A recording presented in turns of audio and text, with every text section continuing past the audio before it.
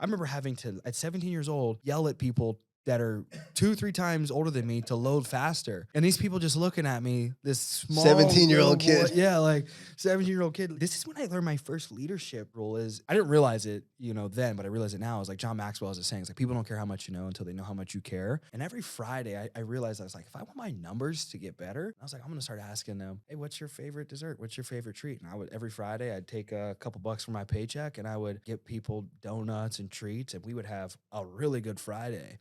I just remember back then, I'm like, dude, like I was picking up on some leadership things as a young man. Imagine having direct access to someone who's navigated life's toughest terrains and come out stronger. Someone who's been there, done that, and can guide you with empathy, experience, and honesty. This isn't just advice.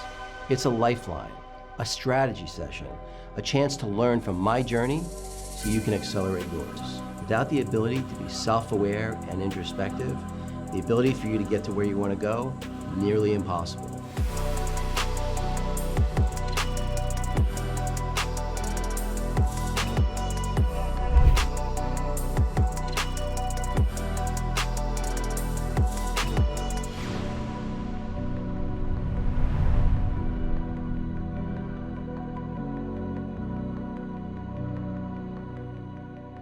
Hey everybody, welcome back to the David Guttman podcast. I'm really excited about this one. I've got Tristan Dlabik here, and he's the youngest person I've ever had on my podcast. I think you're what, 25 or 26? 26, yeah. 26. So you're the youngest person on my podcast, probably by a good number of years now that I think about it, probably by about 10 years. And man, when I went back and I was watching some other podcasts you were on and hearing some of your backstory, I was like blown away, straight up. I mean, the amount of respect I have for where you've gotten to, especially given where you came from, really, really impressive. So I wanted to understand, mostly for people that are listening, to hear your story. Kind of, you're an entrepreneur. Was there anyone in your sphere of influence that was an entrepreneur? Like, what drove you to that? If I remember from your story, both your folks spent some time in prison, and obviously that had to be a bit of a mind fuck, I would think, right, growing up. Maybe talk a little bit about that and kind of what got you, thinking long term, because that's the thing that my experience is. Most people, especially when they're younger, have a really hard time thinking even 6 months into the future, let alone decades into the future. You seem like you're wired differently there. Yeah, it's hard to kind of like wrap my whole mind around like how I ended up where I'm at, and I don't believe I was ever really thinking very long term. I do remember before my parents went away, my dad's always been kind of hustler in reference to them going away. Right. So, but the exposure that he brought me and our family at a younger age, I think was very vital in my upbringing. Because prior to them going away, I remember they had a connection. My dad had a connection, and I didn't know this at the time. And I actually ended up having this gentleman on my podcast years after all of this, so probably a couple years ago. And he had a private jet, and he had all of this land, and he had basically 2 mansions. He had like a guest mansion and his own mansion, and I was always mesmerized by what did he do? What how does my dad have these connections? And we had a nice house, and we had an in-ground pool and all of these things. So there was exposure that I think planted seeds in my soul, and it was stripped away by the time I was 10 years old and both parents went away and my mom got out and raised me and my sister with the little bit of government assistance, the food stamps and food bank lines. So it's almost like, imagine giving a fat kid cake or a skinny kid cake, getting fat, and then you take it away, make him skinny again. It's like, I didn't forget about the cake. Yeah. And so like, I didn't forget about wealth. I was always attracted to wealth. My best friend growing up, even though we were what I would call like American lower class, because around the world, you've traveled the world, Sure. like I've been around a little bit. Now I don't believe in like American poverty. I used to tell people I grew up in poverty, and then I left America, and I was like, okay, poverty maybe doesn't exist in America. Right. Everything's relative. Yeah. Yeah, exactly. So yeah, I think, a combination of exposure. You'll hear proximity is power, and I really believe in that, especially when you're younger, because it imprinted on my mind that I wanted more. How could I do more? How could I generate more and do it without getting in trouble? And I was never really good at the little high school street bad kid things that I was getting involved in. So I knew that was not going to be a route, and then I started working at UPS, and I knew that's not something I wanted to do very long term. And I was really deep in prayer, on and off as a kid. I was just always praying in and out. I'd be real hardcore, like, God, please show me a way, praying and involved in worship in the church. And then I'd be real hardcore partying and church is weird, church is for losers. So I think there's power in your parents' prayers. I think both parents prayed for me. I knew my mom was praying in between the 2-3 jobs she was working. And I think combination of that exposure and prayer and just being willing to do the work.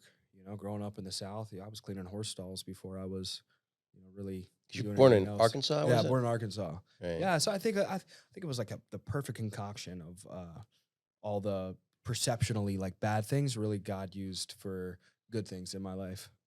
Later So on. your mom, because you basically stopped going to high school at what, like 15, Yeah, I something got like kicked that? out at 16, and I started working at UPS full time during the day. And I'd log in, and I would do. I think there was one. I think I liked. Maybe I didn't do any classes. Yeah, so I think she did all the classes for me. So I ended up receiving a diploma, but technically on her behalf. Right. Yeah, she would. She Your would mom got get your the- GED for you? Yeah, basically. Yeah. So it's like, yeah, and I tell people pretty much after 7th or 8th grade year, I stopped paying attention to class. 9th grade, but I got kicked out of my first school at 8th grade, but it was a voluntary expulsion because you can stay in school, but you're gonna have a parole officer and you're gonna be in the principal's office the whole time with a parole officer, which I think I was fighting, but I don't remember it needing to be that extreme. So I ended up leaving the school and going to a Christian academy. Ended up getting in trouble there, but I didn't get kicked out, and I wasn't paying attention Right. to anything after 8th grade. So, the scholastic educational system really hasn't done much for me. So, and don't take this the wrong way, but like you are really articulate. And not Yeah. only that, but you're talking about shit like EBITDA and stuff like that people at, business school don't even necessarily understand properly. So Yeah. explain to me how that happened. So I think it was there good. God placed good people in my life that I think exposed me to real education. When you really want something, you're going to find a way to get it. And I was the type of kid where it's like if I wanted a video game, I'd clean the whole house for 2 weeks, and I wanted that video game. Like whatever I wanted, I've always found a way. If I really wanted it, I feel like I didn't lack intelligence in school. I lacked passion. Yeah. And so I always tell people I don't believe in ADHD. I call it VDHD because I don't think you have an attention deficit. I think you have a vision deficit. Yeah. But I didn't have a vision. So Yeah.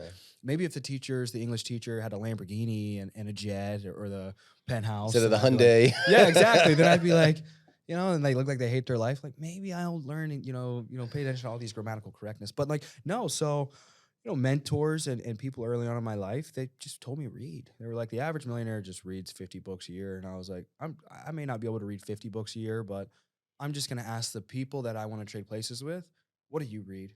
I'll read it. And that's what I've done for the last 6 years is I've always just read a little bit every day. Some days I've read a lot, some days I've read a little, but I've been really good at just reading every day. And that's helped me not just speak better, because I feel like surface level people can get egotistical with big words and big meetings. Yeah. I really want to see return on investment. So it's like, Yeah.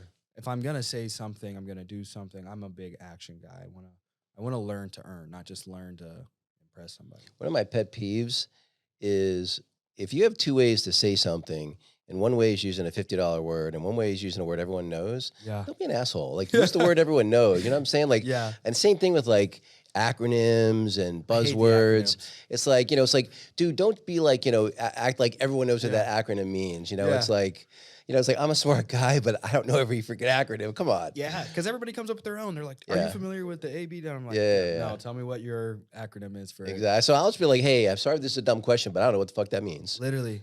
Yeah. And the best marketers, they realize that, like, one guy I really like is Hormozy, and he's like, dude, the average reading level, just in America alone, which is going to have a higher educational system, Yeah. is like an 8th grade reading level. So it's like Right. when you do try to go to like the highest level of like, all these words, you miss out on a lot of market opportunity. Yeah, 100%. People don't care. So now, did you play sports at all when you were growing up? Yeah, I played every sport, and then when I started being a bad kid, and Dad wasn't there to kind of hold me accountable or push me into sports, I was just messing around with girls, and Right. that's pretty much all I cared about was girls and how could I make some more money. Did you have a coach that was impactful to you, or not really? No, you know what I really had that was more impactful than a coach was my best friend's dad, and he was a super hardcore man. He's like pure Italian. They're pure Italian, and I think their parents came over, like so their grandparents came over from Italy, and Right. just true entrepreneurs, like build an Italian restaurant from the ground up, and we worked for him every summer since we were like 13, 14 years old. Like Nice. I don't think we were supposed to be, Right. but super hardcore. He was like, you work first, play later, and you don't cry. If you get into a fight, you fight it out amongst each other, but you always have each other's backs, and super principled, protect the girls at all Right. costs. Like I don't know, that was like Huh. my coach, because we weren't, after eighth grade, ninth grade year, me and my buddy, we were just running the streets. And it's funny because he was rich, so like I don't know like what he was doing, but I guess he got a thrill from it. So did he ever give you a hard time about you maybe going off the rails a little bit? Your friend's dad, Oh, or he would, he wouldn't necessarily like beat me or spank me, but like for my buddy and like us, he's a, think of a hardcore Italian guy, like yeah, he's yeah, screaming at you and swearing, cussing you out, and just giving you the sauce. You know what I mean? Straight to right. you. So Hmm. yeah, So I think I heard you say that maybe more recently you got into jujitsu. I don't know how Yeah. long ago. How long you been doing jujitsu? Jiu-Jitsu's been about 4 years. Okay. Yeah, roughly 4 years. What belt are you, if you don't mind me asking? So I haven't checked. I haven't done like a belt test or anything in a while, but I'm a blue belt. in Okay. Okay, you can consideration. know, but tell Yeah. me who you roll with, right? Yeah, So, yeah. yeah. So you're basically at the blue belt level, Yeah, basically. yeah, Yeah, yeah. yeah. It's so funny. Like when I was, because I was Division I college wrestler, Yeah. and I was very good in high school, and I was very mediocre in college. Got my Yeah. ass handed to me Yeah. plenty. But I was doing jujitsu for a little bit, and it got frustrating because, like, again, it's no ego for me. It's like as soon as someone has me, like I tap out Oh, immediately, yeah, right? yeah. I don't want to get hurt. Yeah. I'm old. Yeah. So, and I kept getting injured because these guys, like, even though I tapped, they'd like hyperextend my elbow, Yeah, and I yeah, just yeah. kept getting injured. But it was funny when I worked for a crypto company when I was back in Chicago, and we had our own gym, and there were a bunch of them that had like Brazilian Jiu-Jitsu black belts. Yeah. And so they would actually teach, and so we would do it together with our coworkers. That was a blast. I really, really enjoyed that because those guys, like, they had good control. Yeah.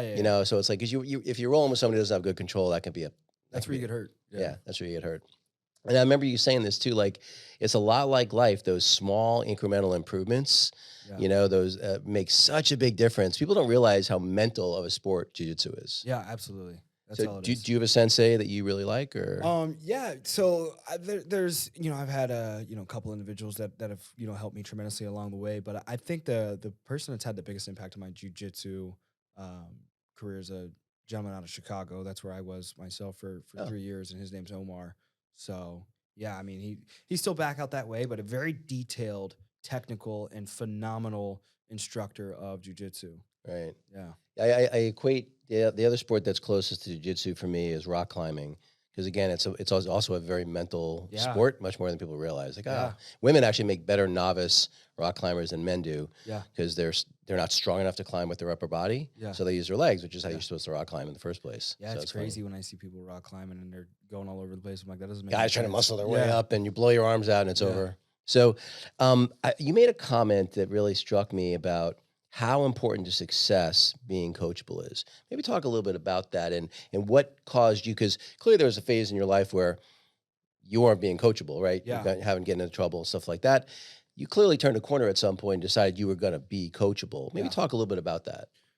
Yeah, so I think for me, I was always coachable in correspondence to my passion. So I think that's for everybody as well. It's like, Oh, okay. I think we're all listening, but we're listening based off what we want to do. So the fat person is just listening based off of to the individuals that they are willing to, be like, you know what I mean? So it's like, it's eating cupcakes, it's, sleeping in and not hitting the gym and different things like that. So it's like, I was always coachable, just to the wrong people in the wrong environments. And I think it's vital once you lock into the right coach, the right environment of kind of analyzing, do you want to trade places with that person, what they're doing, what they're living, the money that they have, et cetera. So, for me, like that happened around 18 years old, and it, took me from, really my family and myself from making like no money to 6 figures plus to 7 figures plus. And, but I think there's levels to that as well. You know what I mean? So it's like, I've been making a lot of content here recently. It's like, I found myself in an environment that nobody was making more than 7 figures, and there was no ownership opportunity. So I was kind of at like a weird area of my life, like a weird stage in my life where there's like a fork in the road of like, you can stay here and odds are based off just data that I'm just going to continue to make roughly a gross 7 figures for the next 20, 30 years of my life. Or I can quit and kind of go all in on, because the people that I were looking at that made 8, 9, 10 figures, like there was some form of, they were building, there was some form of ownership, and the story seemed pretty similar. Like they were making money, then they had to quit and build their own business. You know what I mean? Yep. So that's literally where I'm at right now. But if I would have stayed coachable and based off of everything that I was in and let people like get a couple bucks override, get this, get that, here's a trophy, here's titles and trips to entice you. And I'm like, Yeah. I think 99.99% of people end up there, and I think they should stay there because I think the next journey for the 0.1%, like I don't think it's super complicated. I just think it's like it's almost like, have you ever been like from my experience where you're treading water and it's like you feel like you're just about to drown, but you're staying above water. You know what I'm Yep. talking about? Yeah. That's how it's felt. That's how it sounds like it's gonna feel for a long time. And I'm okay with that. So I think Right. a small percentage of people are, but I think that coachability evolves. I know this is a longer No, answer it's to the good. question. You hit on something that's interesting, like because I think a lot of people think of themselves like way more people than really are entrepreneurs think they're entrepreneurs. Yeah. People don't realize your risk tolerance to be a real entrepreneur, to basically take that giant step back, make a lot less than you could make especially if you're in sales, Yeah. right? You can make a lot of money in sales, Yeah. but you're right. You're not making, you're not making 8 figures in sales. You're making 7. You can make 7 figures in Yeah. sales if you're at the top of your game. Yeah. But that's where you're going to cap out. You got to take a step back. It's kind of like, give the analogy. It's like being a stripper or a bartender. Yeah. Right. It's like you can make a lot of money as a stripper or a bartender, Yeah. but if you want to have a legit job, right, you're going to have to take a big step back before you're going to be able to make that kind of money. Yeah. Yeah. Yeah. So- That's great. You got to own the strip club. Yeah, exactly right. You got to own the strip club or own the bar. Yeah. Yeah. I don't know. Maybe owning a bar is not the best. Yeah. I was gonna say I've heard the profit margins in the restaurant and the bar industry isn't the best. I don't know though. Yeah. The other thing that really struck me about your story is, especially in American society, it would have been so easy for you to have a victim mindset. Yeah. And you have anything but that. That's very clear. Yeah. How do you not suffer from that? Having 2 parents that went to jail, like it would have been so easy to blame them. Yeah. I mean, someone made the comment to me that your weakness, as a parent, your weaknesses, whatever they are going to be your kids' excuses. So if you're fat, it's your kid's excuse to be fat. If you're broke, it's your kid's excuse to be broke, that Yeah. kind of thing. So how did you not have a victim mindset? So it was ingrained into me, and I got to give kudos to both parents, regardless of the outcomes they kind of experienced in life. From a very young age, I remember when my mom went away first, and I remember the day that she went away pretty vividly. Black SUVs pulled up because it was all federal, and they take her away, and it was it's so funny because you talk about I sound decent and everything like that. They were spending good money on our education. We were involved in a Montessori school. Those are a little better. But I remember getting picked up from the Montessori school from my dad. The school went on lockdown. Everybody was scared. I don't know why. Right. But yeah, so he takes us back down to Arkansas from Pennsylvania. And for 2 years, it was like every other night we were watching 300. We were watching this movie called Troy. We were Yeah. playing every sport. And it was almost like I went through a boot camp from 8 to 10 years old. And I don't know if that's a very fundamental time of a Right. young man's brain, but it was no weakness. You're a killer. You're a lion. Hmm. You like I don't care if you lose, but we're gonna work. You're gonna win. I'm gonna raise a winner. Like regardless of whatever happens in this life, you're gonna be great. Do you know what I mean? And like wealth, all of it. Like he was just indoctrinating me with success and win, and you're not gonna lose, and you're gonna be first. You're not gonna be last. Hmm. Very aggressively. You know what I mean? Like and I don't think I would change any of it. Some people call it child abuse, and like literally, and I don't regret it. It's when I look back, when I was going through it, I was like, oh my God, this is child abuse. Right, And, right. now I look back and I'm like, I feel great. What's your relationship with your folks like now? My pops and I we had an on and off relationship while he went to jail the longest. And we started really talking again, probably a year and a half, 2 years ago. Well, my mom and I have always been like this, aside from the year and a half, 2 years she was gone. But we've always been super tight. And my parent, like, it's weird.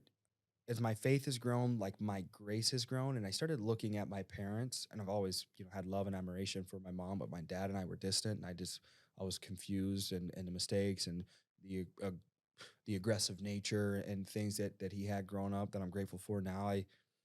I've kind of grown and realized, and life has humbled me so much that parents are just broken kids that grew up and tried their best. Right. You know what I mean? It's like I'm gonna I'm gonna have kids, and there's gonna be pieces of me that my kids aren't gonna like. And Patrick but David put it really great. He's like, first kids idolize you, then they demonize you, and then they humanize you. And I love that because I feel like the humanization really sank in for me around 23, 24 years old. For my pops, my mom, we were always pretty tight. But yeah, I was like, dude, I don't want to die, and I don't want him to die, regardless of all the crazy things we've gone through and not seen eye to eye, and without having that grace through my faith and just through myself as a human, like just logically processing, like, okay, he's just a broken kid. He's doing the best he can do. Why would I expect him to be Jesus? Why would I expect him to be perfect? And vice versa. You know what I mean? I've made mistakes. Why would I admit myself from, looking at it? It's like I think sometimes victim mindset kids will defer all the responsibility on the parent to be perfect. The parent, like, especially if you think like historically, like when things weren't so easy and supportive, like, maybe 1,000 years ago, or maybe even less, like a parent's job is just to like make you survive. Right. You know what I mean? Like the responsibility starts to get equally distributed, especially when you start to study like all the other creatures. Like some of these creatures, like I feel like lions, like they'll raise you for a year and then you're like off on your own. So Sparta type shit. yeah, literally, bro. So it's like, yeah, it's literally like that. So it's like, man, Well, life's too short. Years ago, I read this book, and there's this called Conversations with God, where the guy is literally having a conversation with God is the concept of the book. And it's quote stuck in my head from the minute I read it. And you reminded me of it, which is one of the saddest things about human existence is instead of accepting people for what they give us, we make them wrong for what they don't give us. Yeah. Especially our parents. Yeah. So That's really good. And I would say this, the fact that you came to that realization with your dad at 24 is miraculous.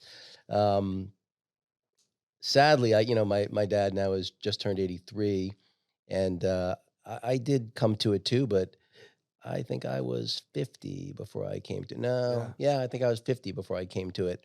And it's not that I didn't appreciate my dad, but I didn't appreciate him as much as I should have. Yeah. And so I think that's great that you did that. Yeah. Let me ask you this. So one, I didn't even know you could get a job at UPS at 16. So how does that work? Like, that's like you can get a job at UPS, or you got to say you're 18, or like, how does that work? They have lower hiring standards than a life insurance company. Really? Yeah. Wow. So anybody, it's crazy. Anybody can get into UPS. You know what I mean? Like, as long as you have a heartbeat, you could work at UPS. Wow. I would think the Postal Service maybe, but UPS, I'm a little surprised. Yeah, no, dude. Yeah, you literally. So I was loading 53-foot trailers at 16 years old, and at 17, they made me a supervisor. I was a part-time supervisor at 17 years old. Wow. And I remember one of these guys that worked for me was in his mid-30s, and he was just working there to build up some money for his court case. He was going to go to jail for cocaine, and I remember having to at 17 years old yell at people that are 2-3 times older than me to load faster. Right. And these people just looking at me, this small 17-year-old kid. Yeah, like 17-year-old kid. Yeah, and this is when I learned my first leadership rule is, and I got this. I didn't realize it, then, but I realize it now. It's like John Maxwell has a saying. It's like people don't care how much you know until they know how much you care. Mm-hmm. And every Friday, I realized I was like, if I want my numbers to get better, I'm going to start asking these people, because I like treats, I like desserts. And I was like, I'm going to start asking them, hey, what's your favorite dessert? What's your favorite treat? And every Friday, I'd take a couple bucks from my paycheck, and I would get people donuts and treats, and we would have a really good Friday. And I just remember that back then, I'm like, dude, like I was picking up on some leadership things as a young man, So you're at UPS, and then how do you get into life insurance? Yeah. So I got into the life insurance because I started, it was one of those little on seasons, like a month or two with my pops and talking to him. And I was so fed up being broke, and we're all broke. And I'm thinking to myself, you know what? I got to the point where I didn't care. I was like, I don't care how my dad got money.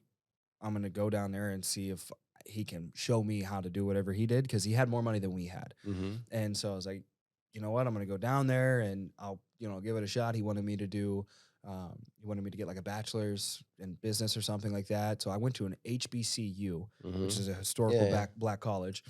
I'm the whitest looking kid there. You know, I'm like most light skinned black person I've ever. But you got like met. blue eyes or something, right? Yeah. So like I'm enrolled there for a week or two. And we get into a math class once, and we're doing like simple addition. I'm like, I'm not doing this. Right. And I wasn't seeing eye to eye with my pops. He was running a restaurant, and we just weren't seeing eye to eye together. And I think I still had like the shiny object syndrome as a 18-year-old, fresh, like a month out of high school, and thinking to myself like, no, I need $1 million right now. And that's something that's wrong with society and social media is, you know, there's a lot of young people thinking like, oh, I'm just gonna get $1 million in the bank. Yeah. And so, yeah, I went back to Pennsylvania. I was deep in worship and praying. And before I got on the plane, my uncle said, he's like, you should look into the insurance space. I was like, what do you mean? He's like, you can make money in property and casualty. And I started researching insurance and never really thought too much about it, and uploaded my high school diploma as a resume on Indeed. And lo and behold, I get an automated email from a life insurance company an hour and a half away. And I drive out there. There's Maseratis in the parking lot.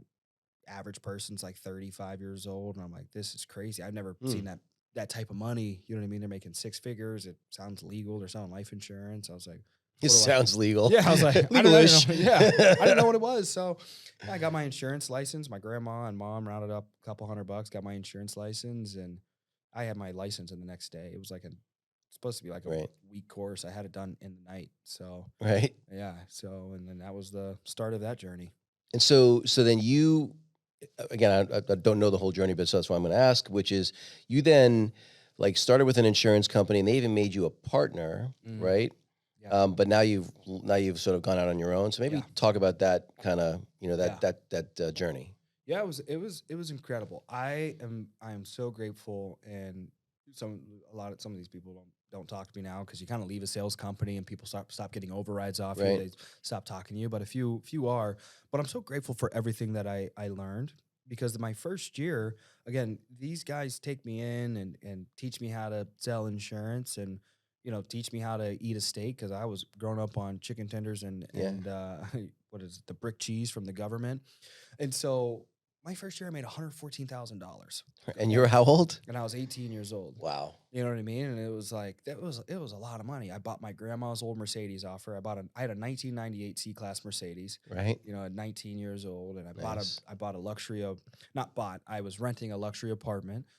And I had all of that within 3-4 months of selling. I was door knocking every single day. And I think a lot of people don't realize like the good old fashioned way of sales is you knock and you go in person. So all of my sales experience was built in person, knocking on doors. And so the first 2 years was knocking in person on doors. I was trying to recruit, but I couldn't keep anybody. I couldn't, not until about a year and a half in, I started to retain people, and we ended up doing in 6 months, it was like close to $1 million in sales. So in my first 2 years out of high school, I made close to 114. So yeah, like $270,000. And it was insane.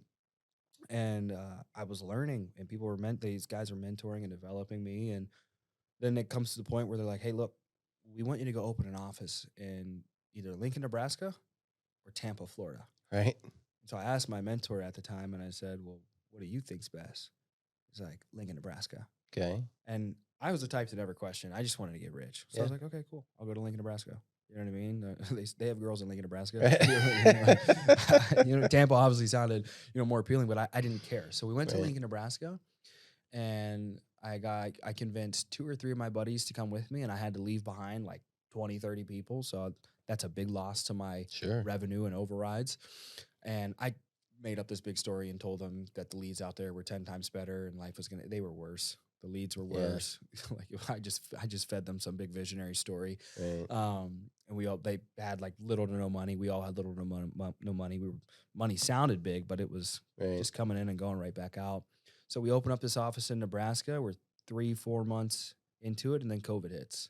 And I'm 21 years old, and I've got 5 or 10, you know what I mean, people looking up to me to make big dog decisions. What are we going to do? And luckily, the company that we were working for had good, you know, support staff and corporate and things like that, where we were able to transition into technology. And then with the technology and everything and the transition, we ended up doing $2 million in sales in 9 months. And so in like, yeah, I guess technically like 6 months. In like 6 months, I made like $400,000. And there's a couple other guys that made over 6 figures in that short time frame. Right. And we were in Lincoln, Nebraska. Right. So you have to think in regard to like 400,000 there. It's a lot of money in Lincoln, Nebraska. Yeah, you know what I mean? Like we Yeah. felt like miniature Warren Buffetts. Yeah. So then in September, I think that was 2020, my mentor at the time called me. He's like, hey, I called a couple of the other guys. They don't want to be my business partner out in Chicago. So how would you like to? And I asked him again. I was like, what do you think I should do? And he's like, I think you should take the deal. You know what I mean? So he's like, you probably make around the same, maybe a little less of what you're making now. And you'll build up a good back end account. And, you know, there were some negotiations and things that I think I kind of misunderstood that I wish I would have at 21 years old would have really sat down and understood what I signed on to. Because I just put a video out today. It was like, if you look at my 1099s from that tenure, about 3.5 years, it was like $7.8 million gross. Well, I didn't look at any of the paperwork or anything like that. And it's not that like, you know, I was probably spending on business and I lived at the office, probably 20, 30,000 a month, but it doesn't account for all the other funds. So it's not a lack of gratitude. I think it was a big lesson in my life, you know, of like, be very careful on what you sign, what partnerships you establish, and the understanding that a good sales company will give out a title and make you feel like you're an owner. But if you don't own something legitimately, you know, in the company representation where you could sell it, then you don't really own it. You know what I mean? By the true definition of ownership. But yeah, that was pretty much the complete journey. There were so many valuable lessons. There were so many good people in my life. Some stayed. Some don't like that I'm gonna go try and bet on myself and build something for myself. But I really couldn't live any other way. I've watched Troy and 300 too many times for me to like do it any other way. You know what I mean? Like I have to know. Right. So was the mentor the guy who brought you into that business? Technically no one brought me in because it was an automated email. So it was some type of system that blasted out an email. But that was the guy that essentially, you know, mentored me for the last probably 5.5 years. Is he still your mentor now? Yeah, we don't have any communication now. So when we split up, it was it wasn't the best split up. You know what I mean? Yeah. So it's like we had agreements, both parties. You know what I mean? Like it wasn't the best split up. You know, I learned.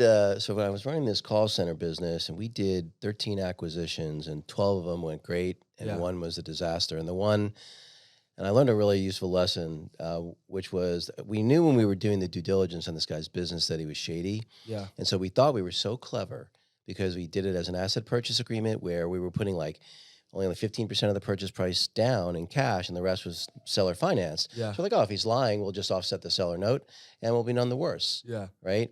Well, that's how a rational, sane person thinks. Yeah. Right?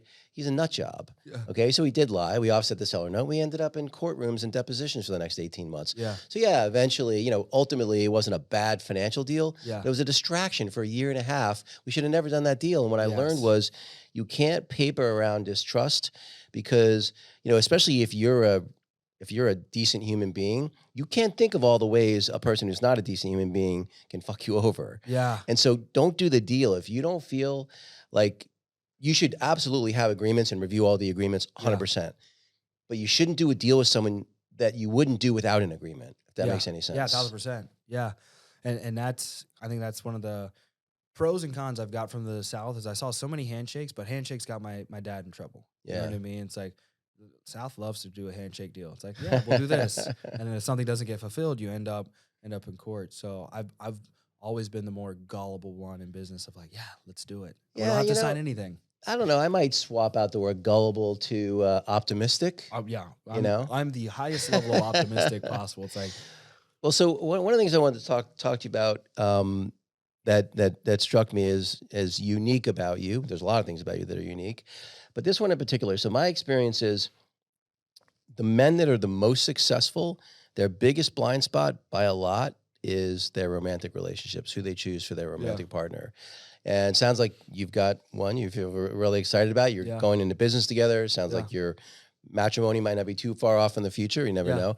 But so maybe talk a little bit about how you think about your romantic relationship, and why a kid who's 26, good looking, Yeah. got some money, isn't out there just Yeah. having fun. Swinging it around. Yeah. So we both are so similar, but also in a sense that it doesn't contradict one another. So we kind of started this relationship almost like we're two business freaks. And I was worried because I remember I listened to a lot of Patrick David, and I remember him talking about a relationship where it was similar. He's like, I found an alpha woman that I can build with. But then he found out they were so similar, they were so competitive that they were Right. driving each other apart. Where we kind of mesh, and it's cool because how we built this thing was almost like on kind of how like I would imagine you assess a business before you buy it. You know what I mean? Right. Like you're interrogating far more than like, oh, are you sexy? Like we knew we were attracted to one another. Right. You know what I mean? Like she's That's gorgeous. the easy part. Yeah. Yeah, that was the easy part. Yeah. But I had experienced what I didn't like, at least up until the knowledge of me being 26. Of Sure. like, I know what I don't like up until this point. And we were very direct. Here's what I don't like. Here's what I plan on doing for the rest of my life. I plan on building. Here's my religious views. Here's like, we took it super serious pretty much right off of rip prior to even discussing, building and getting into business and everything like that together. And I think that really kind of helped us know up until where we're at. And I think we're both very sane on like, hey, look, for what we know, we're like, are there going to be hard times and rough times? Absolutely. That's like that's like trying to get into business or the weird relationships that say they don't have hard times. Like we know that's a part of the deal. So I think just our acceptance of again, like entrepreneurship, like we just accept that it's going to be something that's going to take work, and there's alignment. And I think that's been my kind of advice to the other young guys that are like, well, how do you know? I was like, dude, I think you're so young. I wouldn't worry about like, there's a lot of girls you'll know how to not be with her. You know Right, what I right, mean? right. Like there's enough red flags. Well, I think that most people, I think it's true in most relationships, not just romantic relationships. I think it's true in friendships. I think it's true in business relationships. Most problems can be avoided if you can be honest with yourself and if you Yeah. can be honest with the other person. Don't leave questions unasked and don't leave things unspoken. Yeah. That if you can just be clear Yes. about what it is your expectations are, Yeah. people be like, that ain't for me. Yes. Great. That's good to know that now, right? Yes. And what I would say, both in business and especially in romantic relationships, you could do whatever due diligence you want, okay? Yeah. But two things have to happen before you actually know. Something's got to happen that's really, really good, Yeah.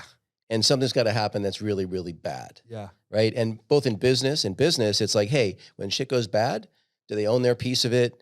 Are they solution focused? Are they passing the blame? Yeah. Right? Or are they, how are they behaving in a bad situation? And then how are things when they're good? Are they taking all the credit? Are they, getting Yeah. all ego and bullshit, all that kind of Yeah. stuff? Same thing in a relationship. It's like, I think it's hard for a guy, like I think actually it's probably good for your relationship that you're going to be struggling in this business together in Yes. the beginning, because a guy who's got like just boatloads of money and he's already super, super successful, it's hard for that guy to evaluate a relationship because Yeah. how do you really know? And I think people make the mistake.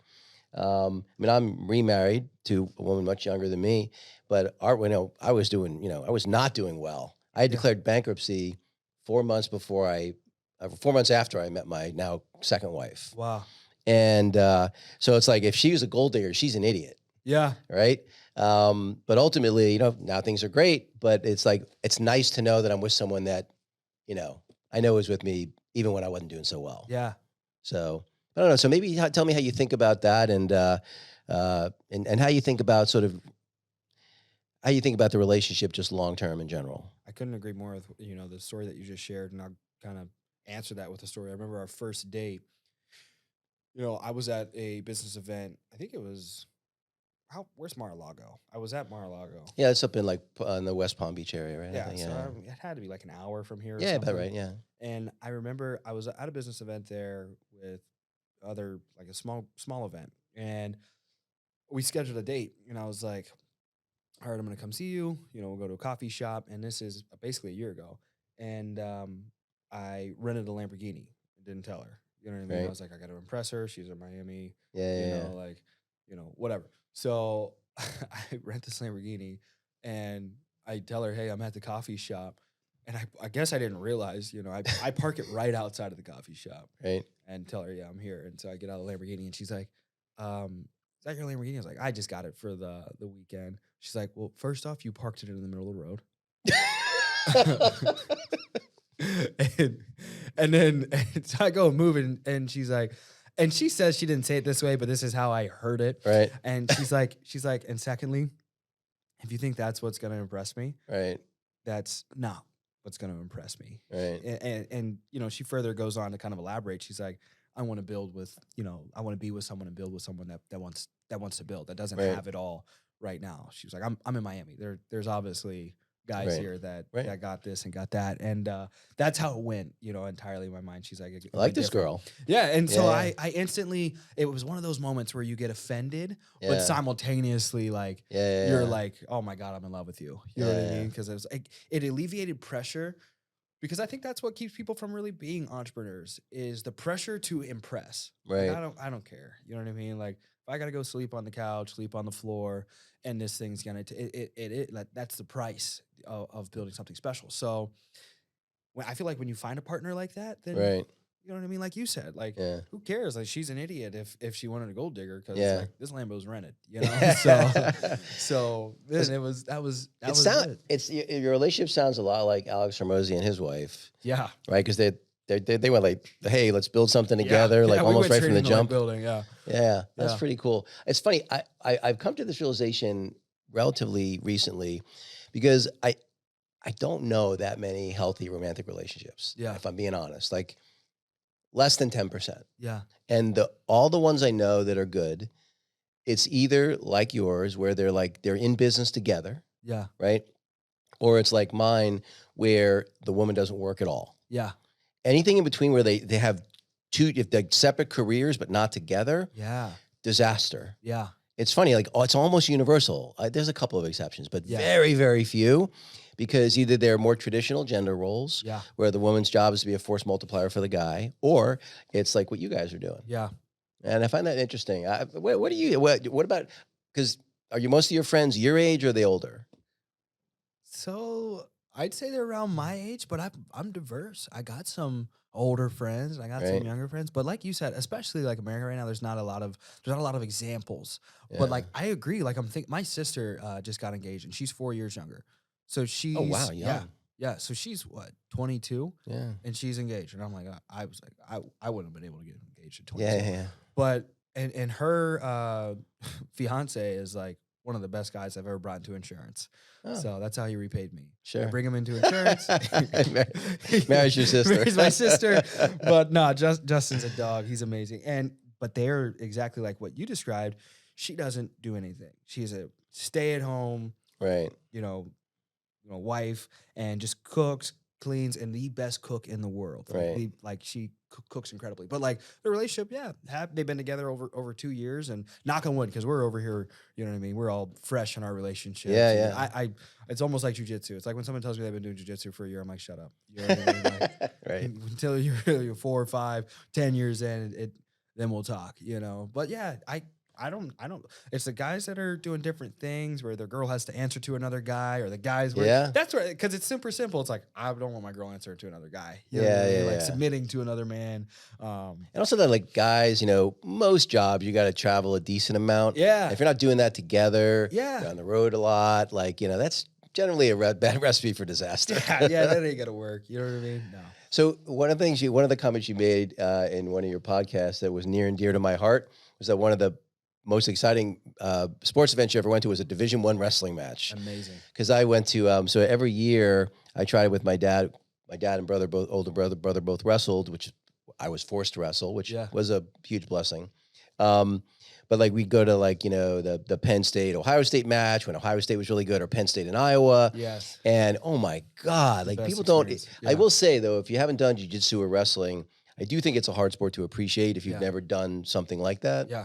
But I was stunned to hear you say that. Like, what match did you go to? I wrestled 2 years also, and my dad always had me in a camp in Arkansas. So the gentleman that had the jet also owns a wrestling team. Oh, And he has a 4-time national champ, like part coach there. I think his name's like Pat Smith. He wrestled at like oh my Oklahoma. God, Pat Smith. He won the gold medal in the Olympics. Yeah. So yeah, and there's brothers. So I might Brother, be saying the wrong John one. Smith. So John Okay, Smith. I think John Smith was a 2-time gold medalist, and I had his brother, and a 4-time national champ, and his brother Pat, I think, was like a 2-time national champ or something like that. So, Animals. and they're in Little Rock, Arkansas. Right, so right. I got exposure to high level wrestling, Wow. and then I met Izzy Style Wrestling in Chicago. Okay. And he's plugged in with the UFC. He's got these phenomenal wrestlers. And I go out and I want to get him on the podcast. He hasn't got on my podcast yet. Right. But you'll love this. I show up in a suit, Right. a plaid blue suit, and and I show up and I'm like, hey man, want to get you on the podcast? You know, like Right. he's like, go in the back room, change, jump into practice. With his Greco team that he had that traveled in. And these kids are young though too. They're like high school seniors. So they're like 17, 18 years old. It's an hour and a half practice. I'm Right. used to jujitsu. Yeah. Like I start standing, I wrestle. Yeah. I do an hour and a half practice with these high school seniors and they're throwing me around, beating me up. I almost make it the whole way through the practice. I throw up at the end of the practice. And but I don't know, we kind of hit it off, never did a pod, and he introduced me to UFC guys and he's like, hey, listen, Iowa is versing Penn State. Oh, the best ever. At Iowa. Oh my Do God. you want to come? I would kill to go to that match. Not only did he get me, it wasn't front row seats. It was next to the mat. We stood next to the mat, next to Dan Gable, Right. next to Holly. I forgot. Holly Holmes? Is it Holly Holmes from The the UFC? UFC fighter? Yeah, Holly Holmes. Yeah, Holly yeah, Holmes yeah. and Clay Guida are next to me. Wow. And we're watching Iowa versus Penn State next to the mat. And you imagine the stadium. I think I was at that match. But I was in the yeah, stand. I was in bro, the stands. it was insane. And I'm just looking around like. And Bo Nickel was wrestling back then, right?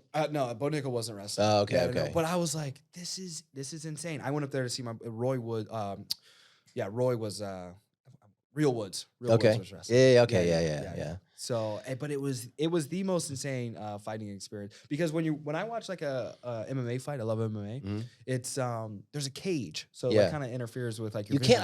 vision. I made a mistake. I was living in Chicago at the time. Yeah. And I got like 4th row seats. They sucked. Yeah, they suck. Because I'm looking up at the thing. I can't even see the other side of the your neck cage. hurts. Yeah. And like if I was like 20 rows up and I could have looked down, Yeah. that'd have been the way to look at it. Yeah, Because I'm watching the whole thing on the monitor. I'm like, I Yeah. could have done that at home. yeah.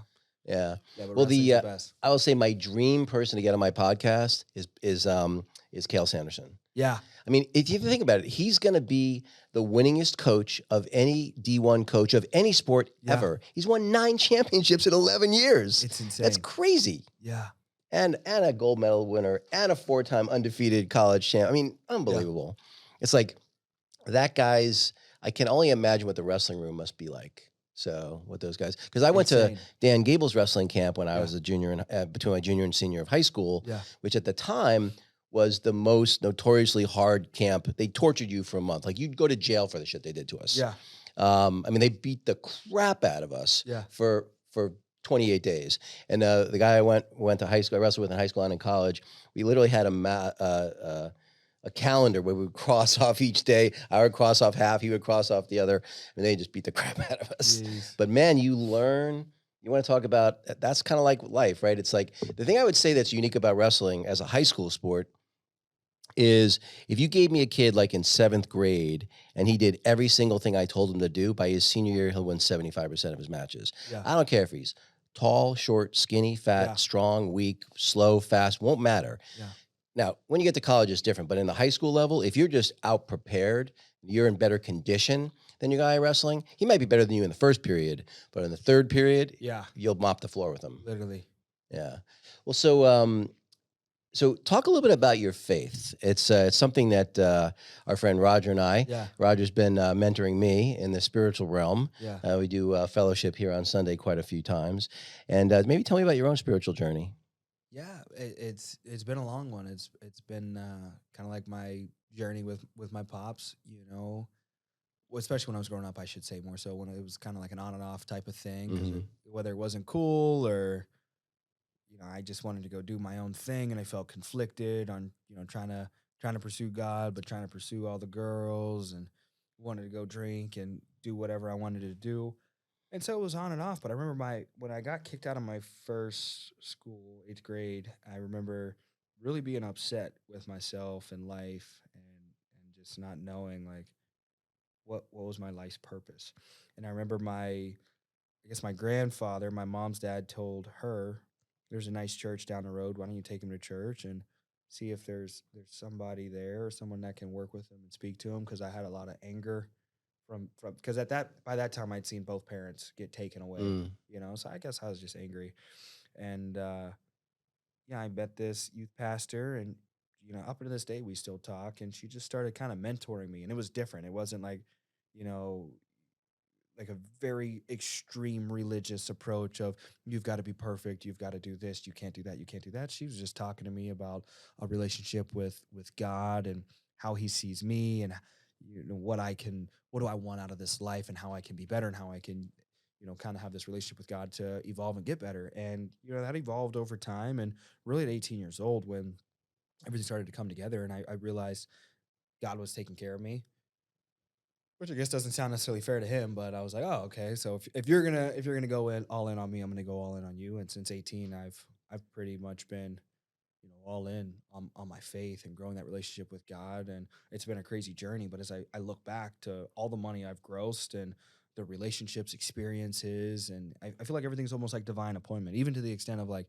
leading me here. I don't know Mm. what's the full extent of this yet, but I feel like as I reflect back, looking back, Hormozy said something cool the other day. He's like, opportunity only looks like opportunity when you reflect back. In the midst of it, it looks like chaos. And that's been my relationship with God. In the midst of it, I feel like the Red Sea is about to collapse on me. But when I look Right. back, I'm like, oh my God, you literally just took me out of Egypt and freed me from slavery of that part of my life and that part of my life. So it's cool.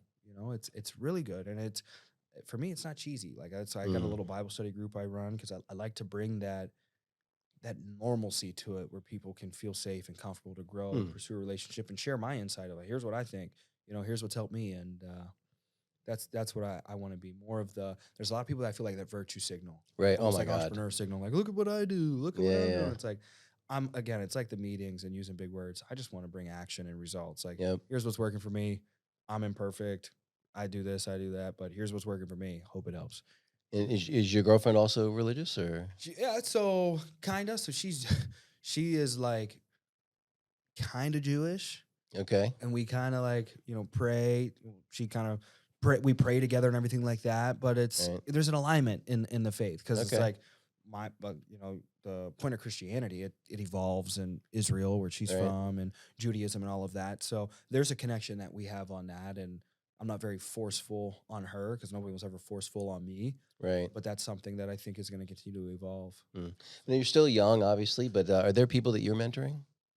So I've always been conflicted. Not that it's like an imposter thing, but I'll mentor in correspondence to the results I've generated, and I like to be very niche based. So if like somebody hit me up and said, "Hey, help me with engineering," I'd be like, "I can engineer a life insurance Right. team for you."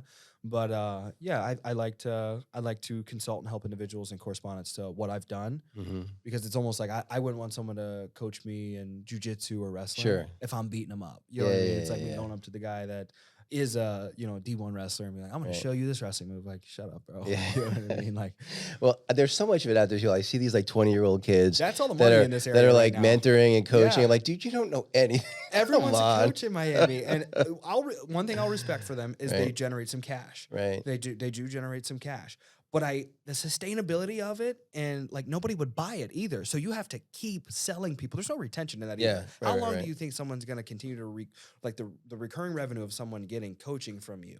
Yeah. You know what I mean? Like, Yeah. I feel too like, if I think it's healthy to always have imposter syndrome. And I'm 58 years old. I still Yeah. feel it all the time. Like, I'm amazed people Yeah. listen to me sometimes.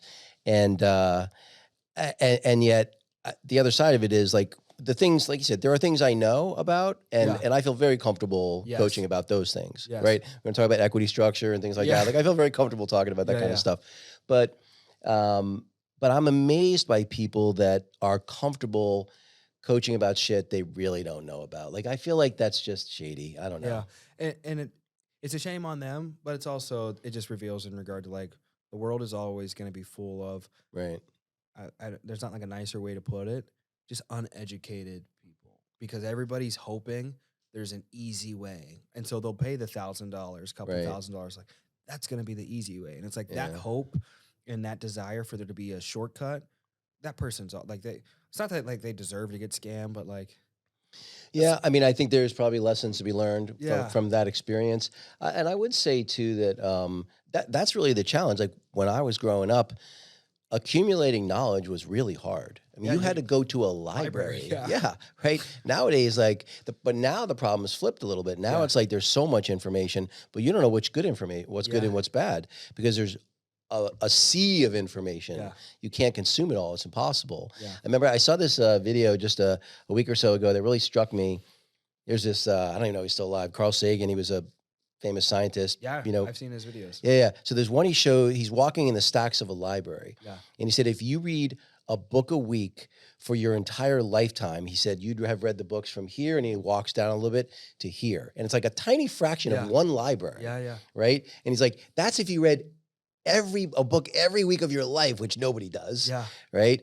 That the small amount of the total amount of knowledge you would have consumed. And I think they said something like 90% of all of the information ever created has been created in the last 10 years. Yes. So like, it's just, multiplied Yeah. by infinity. So, well, I'm curious, as you think about the next 10, 15 years of your life, how do you think about them? Are you more goal oriented? Like, hey, here is this thing I want to accomplish. Or you're more thinking about the systems and processes and a little bit more flexible on where that's going to take you? How do you think about that? It's crazy that you asked that, because as me and my girl are discussing the structure of the company initially, we're starting to have an agreement on, with equity distribution possibility of what does that look like? Why would we give it up? We would exchange equity for what? To save us time, make us money. And for me, it's time. I want to buy back as much time as possible. The money is a byproduct, and I'm speaking as if it's already there, and that's probably the optimist within me. But for me, it's not a matter, like, even if we had $1 billion exit at 26 years old, Mhm. I do not believe, and I haven't touched it, so it's like easy for me to say, Sure. I do not believe there's an off button that's inside of me. And one thing I'm also fascinated with is the longevity and quality of life, and people that I've met that are 90 years old, and they're just way healthier and happier than the 90-year-old that looks like he's on his last day. And I'm like, what's the difference? Right. And I literally have recordings of me asking 90-year-olds in the song, Right, like, why are right. you so optimistic, and how are you still so alive? And they're like, I never stop working. Yeah. I never stop building. You know what I Yeah. mean? So it's like, I want to live a long life, you know what I mean? And I want to bring quality to that life. And I feel like my impact, the odds of me making an impact are going to correspond with me more at-bats. And so the Mhm. longer I can prolong my life and bring quality to that, I know I'm going to have more at-bats and more opportunity to make an impact to the people around me. And I would say I'm pretty legacy-driven, and I don't think it'll be measured in just the destination metrics of like Right. business per se. You know what I Yeah. mean? There's numbers in mind, but I'm flexible. I'd say I'm more growth oriented Mm. than goal oriented. Like every day, there's one vow. I always told my girl from the very beginning, I was like, I'm nuts. And you know what I mean? Like literally. But there's one thing I'll vow to you, and per se, us being married, is I vow I'll always grow. Mhm. Like in every aspect of my life, like I'm going to analyze, assess, and try to quickly as possible start to grow and show that in implementation, opposed to putting it on Instagram Yep. or you needing to impress it. Like I want to change and evolve. Yeah. So that's my. Well, the growth mindset, I mean, in a couple, if both people don't have a growth mindset, I mean, if one person has a growth mindset and the other person doesn't, it's doomed. There's Yeah. no way that'll work. Yeah. Even though my wife, doesn't work, she has a huge growth mindset. Yeah. And it's funny too, because my business is remote. She hears always my half of the conversation, and often both halves of the conversation. And she'll be like, I didn't like that guy. I like this guy. It's funny the insights that someone maybe that doesn't have the business experience sometimes have insights that maybe wouldn't normally occur to me. It's kind of Yeah. interesting. I love getting the women that we love, I love to get their perspective. Right. I feel like God's just given them this gift. If especially people that are like me, if you're an extreme optimist and you just believe you can make every deal work, and Right. I almost like try to avoid looking at people's red flags. Right. Like, oh, we can make this deal work. Yeah, We can yeah, get this yeah. to work. And I think a good woman in your corner will love you so much. She would rather forego that dollar you might be able to make out of Right. that deal. Be like, don't do business with that guy. Yeah. Don't interact with that individual, because I just don't like their vibe. You know what I Right. mean? So that's Well, well, if you're going to describe your leadership style, what would you, because now you're building a business, Yeah. right? And you've managed people before, you've built up teams before.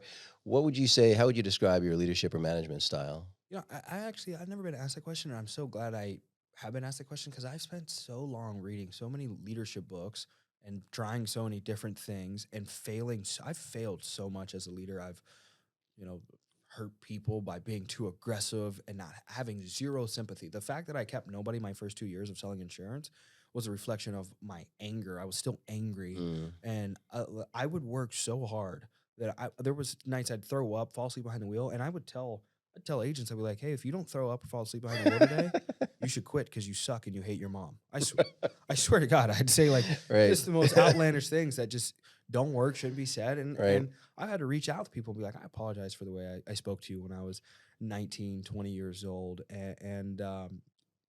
So that dictatorship type of leadership style is what I started with. And I think for me, all the books and everything that I read, they never compare to all the best books is where I failed, you know what I mean? Right. And being able to learn from that. Yeah. But I'd say now it's more sympathetic. And I went and I studied every president over the like a year ago. I Right. watched a YouTube, I don't know, what do you call it, like an autobiography, Uh-huh. like every president. Okay. So all of them. Because I wanted to study, it's like, who like shaped America the most? Like, how Yeah. have we been in this country this long? And like, who were some of the best presidents? And I went and did another 10. I looked up 10 world's greatest leaders.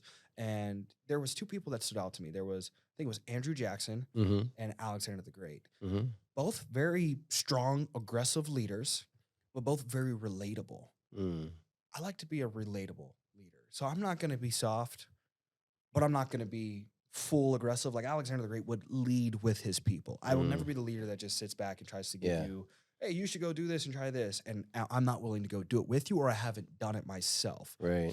And I think that's the big thing for me, is finding that balance of like the warrior in the garden. Like I'm ready to go to war with you and for you and to serve you. But at the same time, it's like I would prefer peace, and I want to avoid, chaos. And You told that story about the guy had the helmet full of water, and Yeah, that's Alexander the Great. Yeah, and he poured it out. I love that. I had not heard that story before. Yeah. And I'm like, yep, that's what a good leader would do. That's the good leader, man. And so Yeah. that's what I'm trying to do. Then, man, the leader, it's just like the parent. Yeah. The leader or the parent that's like, because I said so, Yeah. because I'm the boss or because I'm your parent, like, Yeah. it's like, Yeah. that's never going to get you the Yeah, good it result. work. Yeah. Well, look, this has been great. I really Yes. appreciate you taking the time. Where can people find you, and why should they find you? So people can find me. Windy City Tristan on Instagram is the best place. And I think why people should find me is for right now I'm going by the Department of Sales Efficiency, and that's my little joke right now is Right. I'm awakening and exposing individuals and trying to give the information I wish I would have had, because I think for young people and people in general, the sooner you can not only collect information but apply it, Right. the sooner you can get what I want out of life, which is more time. Mhm. So I think there's a lot of people, again, like with the virtue signaling and the information signaling of like, oh, look at all this we're attaining and all Right. this we're learning. It's like, doesn't mean anything if you're not doing anything with it. So Yeah. I want to attract those type of people in my life who want to do something. I don't have anything to sell anybody, and I'm not really looking to recruit Okay. randoms into my insurance company. So, Right. But yeah. Well, Tristan, I have a feeling you and I are going to stay in connection. And Oh, absolutely. yeah, and I really enjoyed this. Thanks for Yeah. your time. Thank you.